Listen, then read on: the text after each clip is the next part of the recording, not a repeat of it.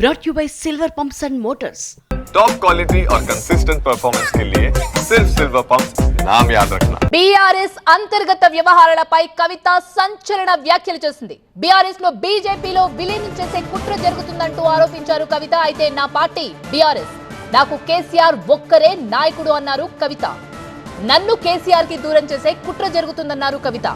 నన్ను దూరం చేస్తే లాభం పొందేది ఎవరో అందరికీ తెలుసన్నారు. నన్ను కావాలనే ఎంపీ ఎన్నికల్లో ఓడించారంటూ కామెంట్స్ చేశారు కవిత.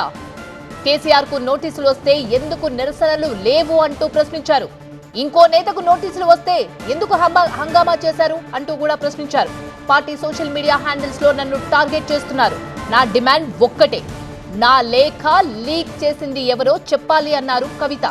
నా మీద ఢిల్లీలో ఉన్నప్పుడే కుట్రలు మొదలయ్యాయి. లీకు వీరులను పట్టుకోమంటే గ్రీకు వీరులు నా మీద దండెత్తారు.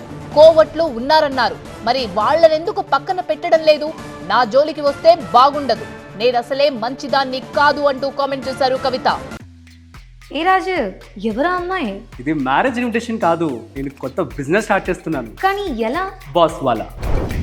బాస్ వాలా, బీ ద బాస్. నా మీద పడేడిస్తే ఏమొస్తుంది అంటూ కూడా ప్రశ్నించారు.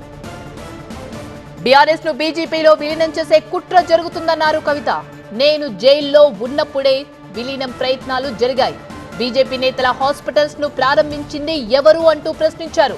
కోవట్టులు ఉన్నారన్నారు. మరి వాళ్ళనెందుకు పక్కన పెట్టడం లేదు? కాంగ్రెస్ మునిగిపోయే నావా? ఆ పార్టీతో రాయబారాలు నాకెందుకు? నా పార్టీ బీఆర్ఎస్, బీఆర్ఎస్ లో కేసీఆర్ ఒక్కరే నాయకుడు, ఇంకెవరి నాయకత్వాన్ని నేను అంగీకరించను అంటూ క్లారిటీ ఇచ్చారు కవిత.